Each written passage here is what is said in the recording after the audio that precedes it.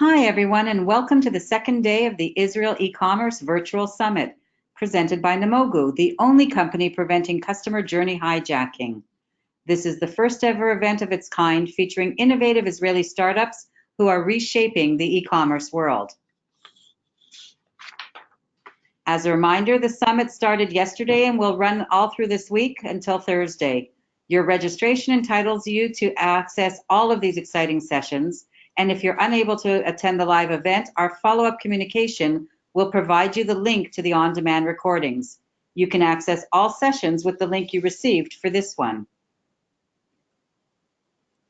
I'm pleased to welcome today's speaker, Nina Lund, EMEA Retail and CG Regional Business Lead at Microsoft.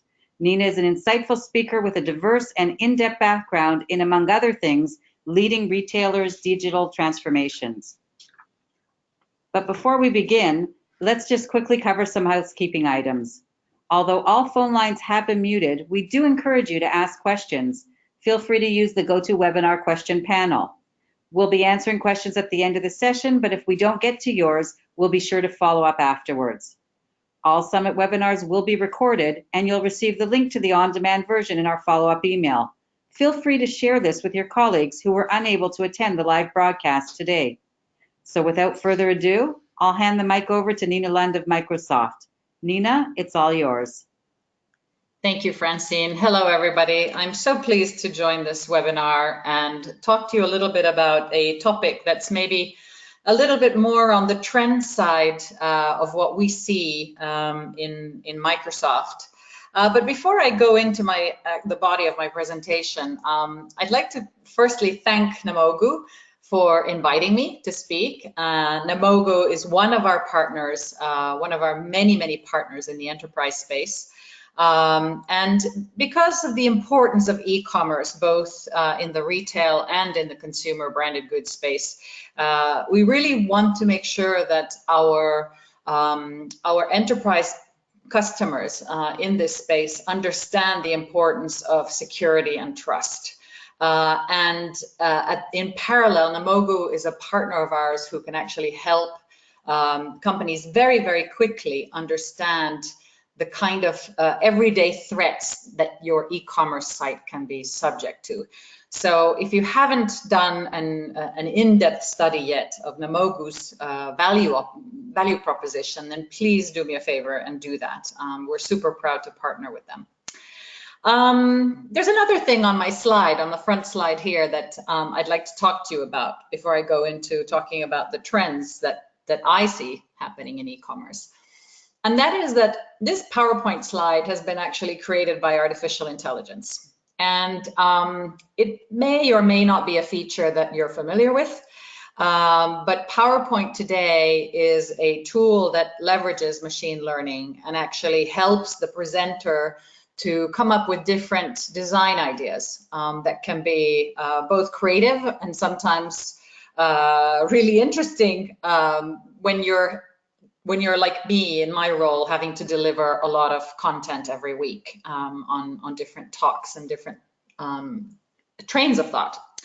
And so the way I partner with the artificial intelligence that's built in this slide deck is I actually press a little button called Design Ideas, and the computer suggests different ways of presenting the topic. And I usually only give my header and a picture material, and then the AI kicks in and does the rest.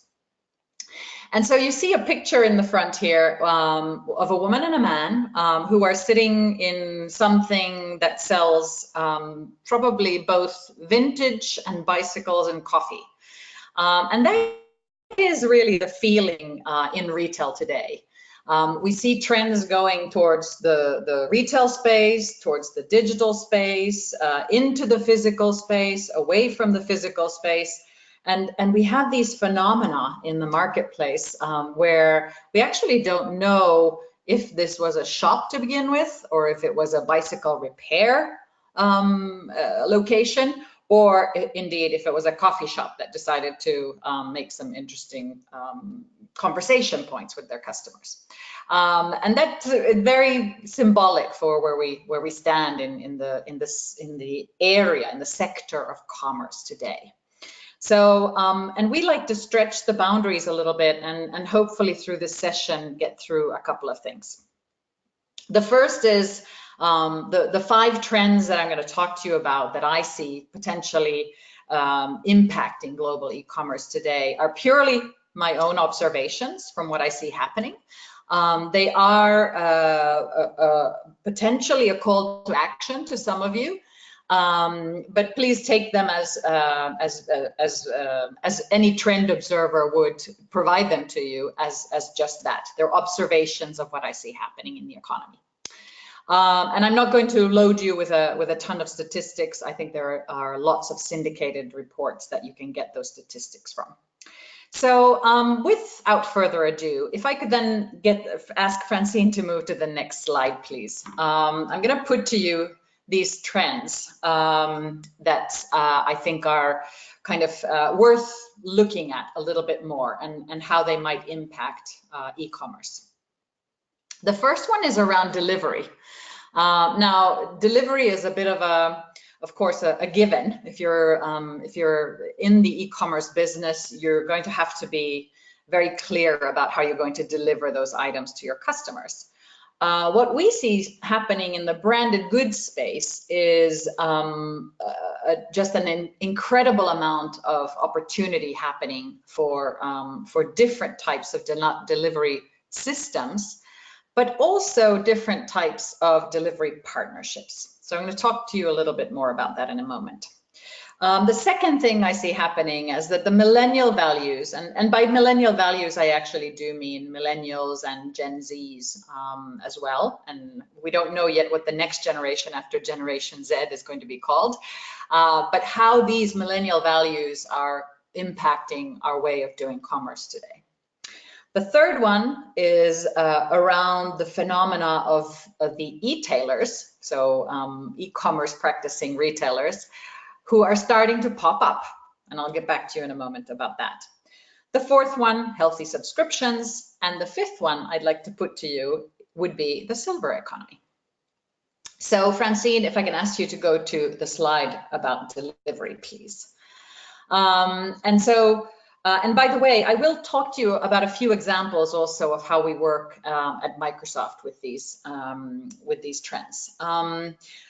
On delivery, what I see happening on the one hand is that grocers and big scale retailers are actually not only enabling the usual click and collect, the usual pickup scenarios, but we're actually starting to see relationships forging between e-tailers and retailers, sometimes in the same group, sometimes even in different groups of enterprises, where they forge relationships so that they offer services to come and pick up goods in their real estate, in their store real estate, for example. So you can order online and go and pick up at a central location somewhere, which might be your own retail store, might be somebody else's retail store.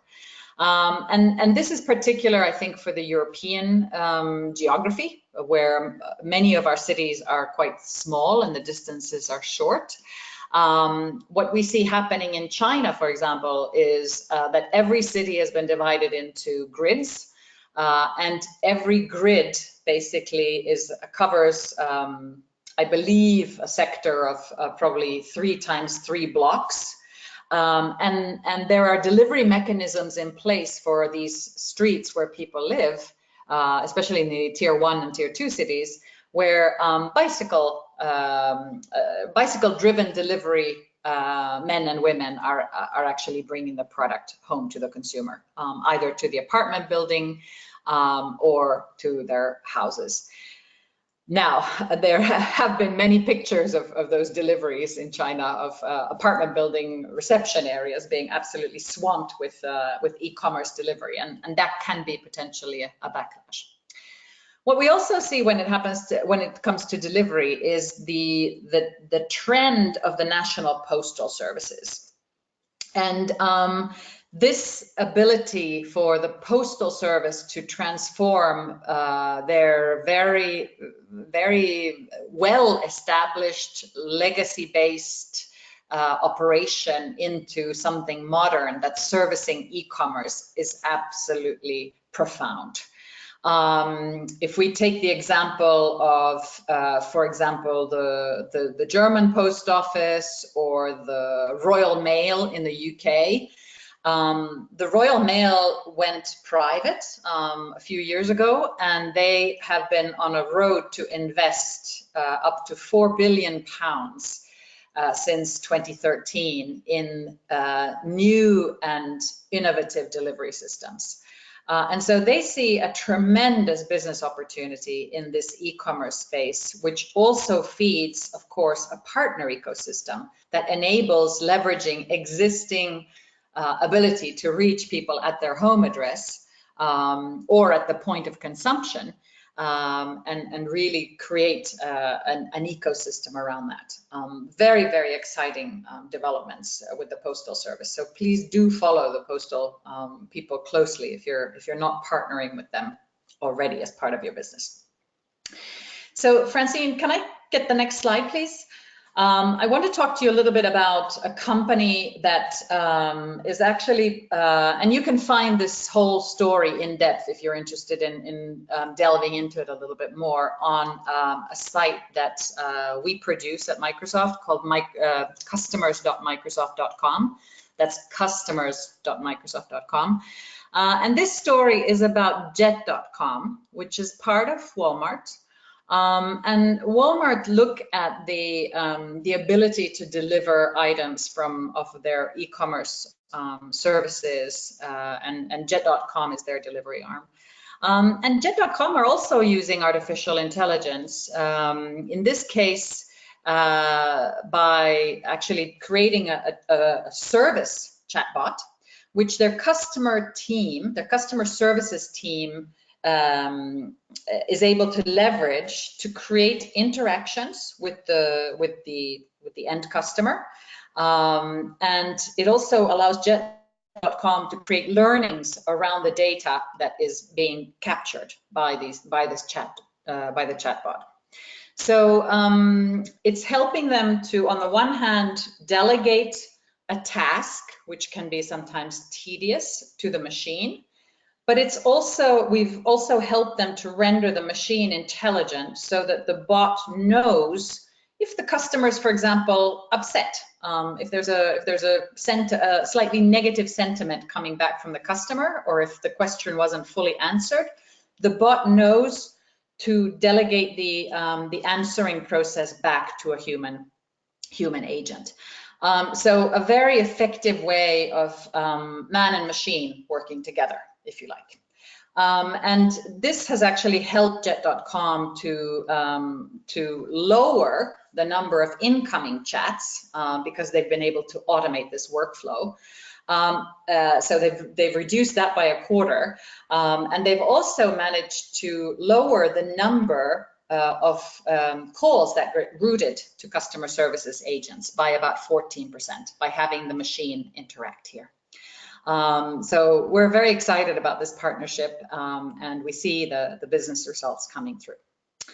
Francine, if I can ask you to go to the millennial values, please. So the next one is millennial values. And here there's just a myriad of trends coming through, trends that are for sure going to impact e-commerce, both in a positive and hopeful and optimistic way, and potentially also in a downward trend. Firstly, the circular economy is very, very key to this generation. So the millennials and even more so the Generation Z are very, very concerned about what's happening to the planet. And so for them, it's extremely important that the values that any e-commerce operation, and we'll start to see that more and more, are somehow helping them to live up to this sustainability ambition. Now, you could argue, if you look at the volume of that commerce going through, that nobody seems to care, but this generation is absolutely do care. And we will start to see the legislators act on this, particularly in Europe, I believe, in the not too distant future. The second one is, and I read this story and it was fascinating, about algorithm fatigue. So this this idea that the millennials and the Gen Zs understand how these algorithms are built, and they can actually talk about the fact that, oh, that's the algorithm doing it, whereas older generations might not even realize that the way that the data is, that they're interacting with the data, is being driven by an algorithm. And so this algorithm fatigue is generating interesting impact. For example, the beauty chain Lush in the UK, they've actually stopped making campaigns on social media because they're tired of the algorithm. Their marketing folks are tired of the algorithm, and there's a couple of other articles out there about this, but I find it fascinating that there's such a generational divide here. We also see, the big banks doing studies on the millennial values and what's important to this group. So, and what they spend, also the banks tend to look at what is within the spending realm of this. There's a very, very interesting study done by UBS, the Union Bank of Switzerland, about the millennials, and I would encourage you to read that, just to have a look at what is in the typical shopping basket of a millennial, and where does the millennial or the Gen Z prioritize their spending, because certainly there are some categories that are of interest to them. And if I can ask you, Francine, to go to the next slide, a little story about a very well-established brand that's been around for a very long time, Nivea, owned by the Beiersdorf Group. And again, this story is on our page that I mentioned, where this customer actually started out by trying to enable their whole organization to become more connected through our productivity suite. And through that natural curiosity that these millennials had, they discovered a product line within our offering that actually helped them to reduce the number of hours and days spent on store checks down to near real time. So the marketeers and the millennials in the marketing group discovered features thanks to the algorithms in the solutions and their natural curiosity, which led them to create entirely new processes around doing something as mundane as retail execution and store checks.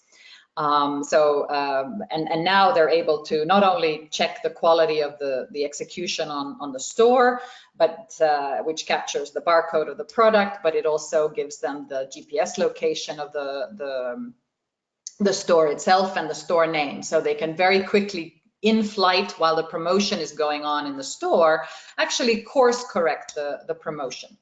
And of course, in terms of e-commerce, that's something that is very, very key. How do you actually bring the product across as a marketeer to your shopper? How does it appear on your virtual shelf? And how do we help as a technology industry trade marketeers to mimic the same experience on virtually?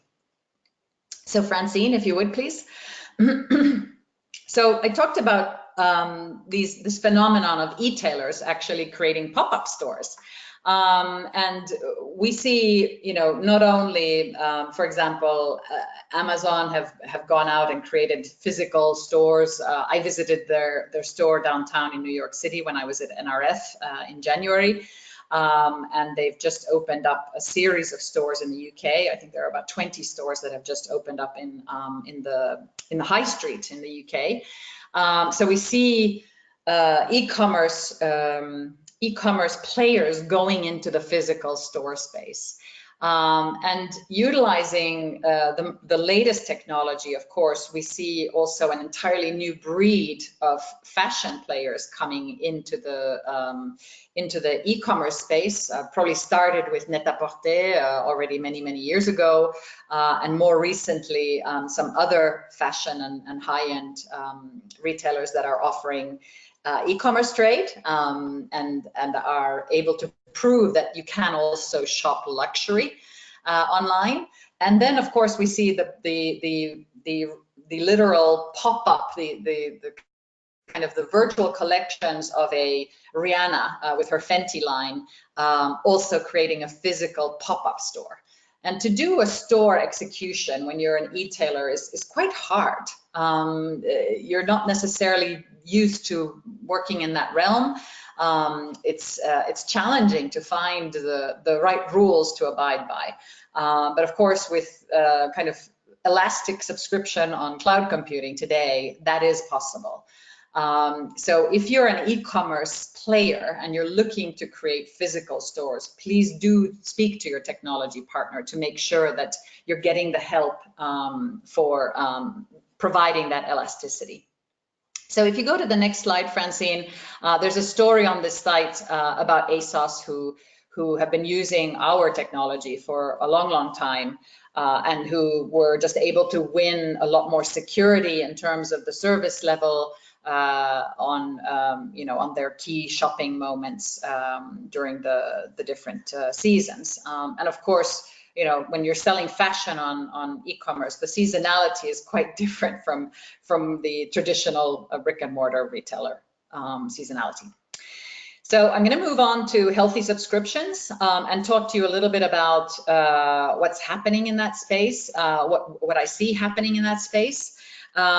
We see a lot of organic produce players coming into to this offering because, again, the millennial values trend is playing into the interest for health and the ability to subscribe.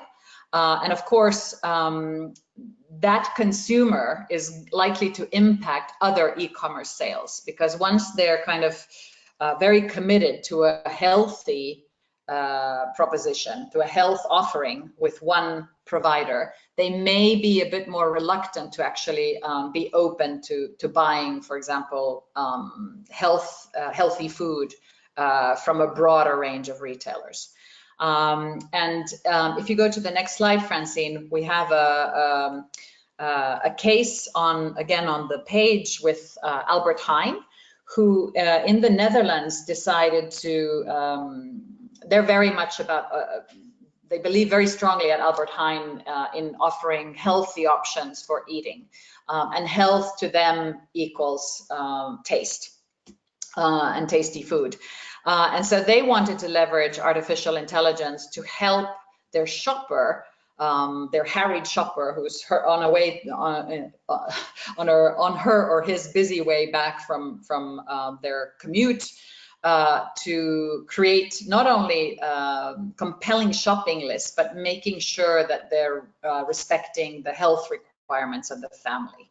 And so they're offering to their shoppers something that they call Predict My List. And with that, they're helping over 10 million weekly customers in the Netherlands to optimize their shopping lists, to find alternative groceries, to find recipe ideas, and above all, healthy eating options. And finally, I'd like to talk to you a little bit about the silver economy.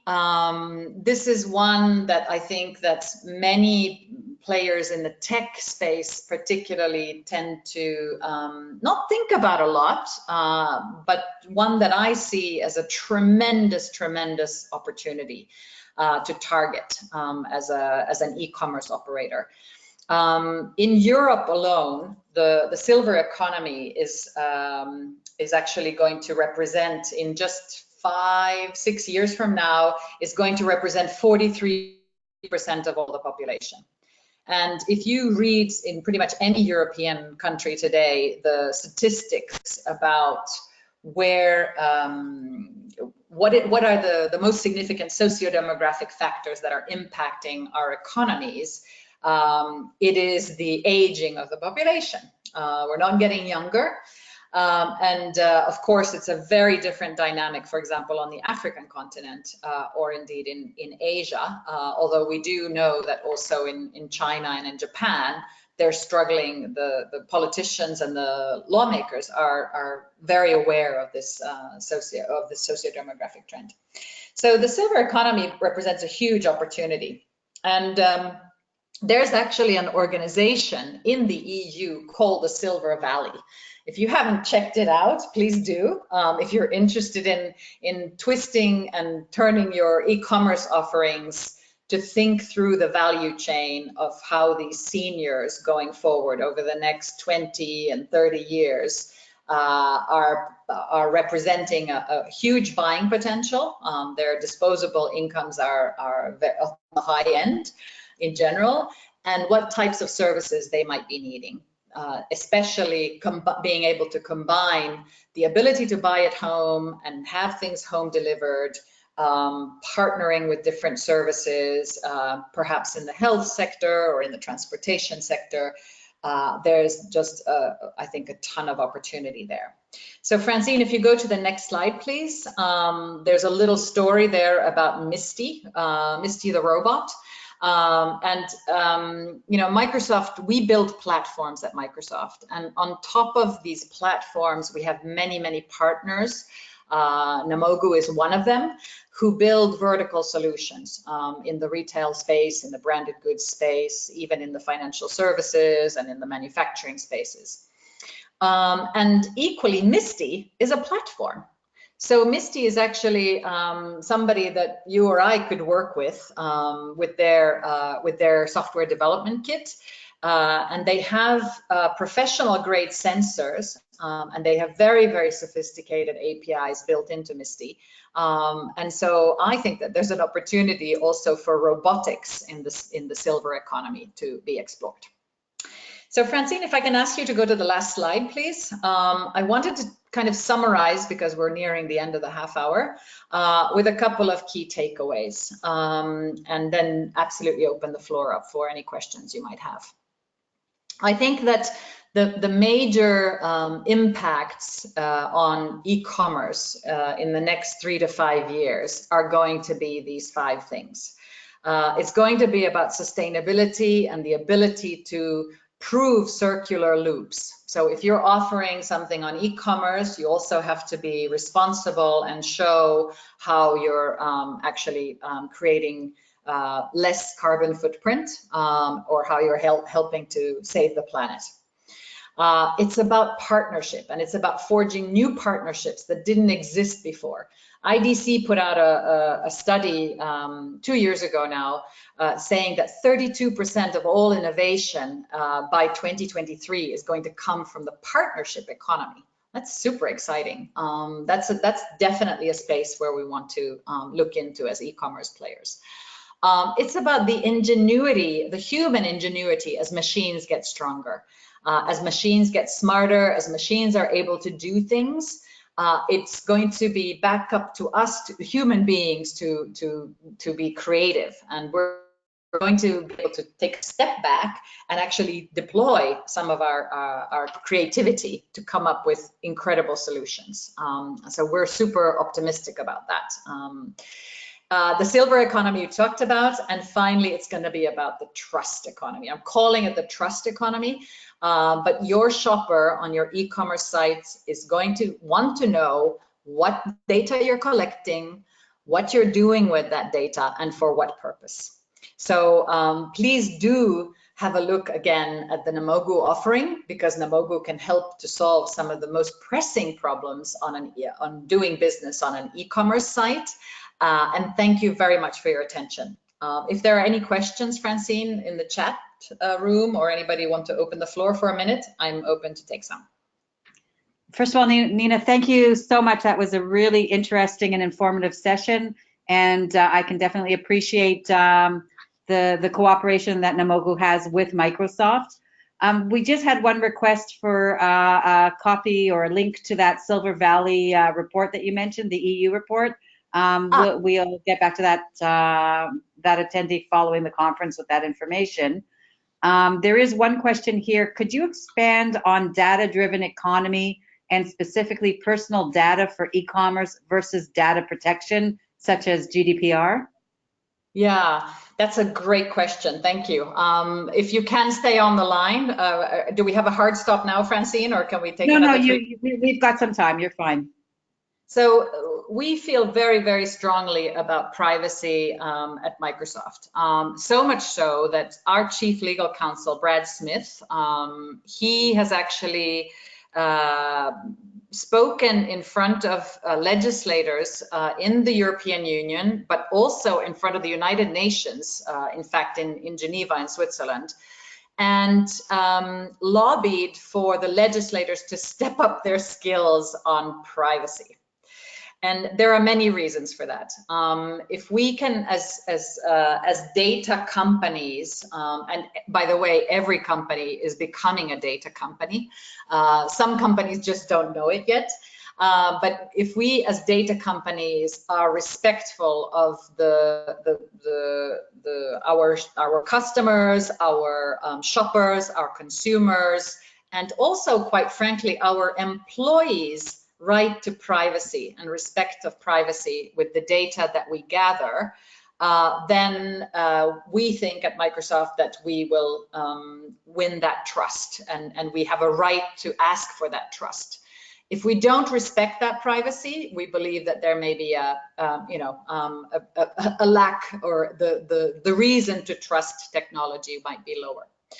And so what we do at Microsoft is any data that sits on our platform is absolutely in a black box. So if you are a Microsoft enterprise customer, we don't have any access to your data. We don't do anything with it. We're not selling it on to anybody else. It remains your data, and it's absolutely invisible to us. And I spoke about Brad Smith.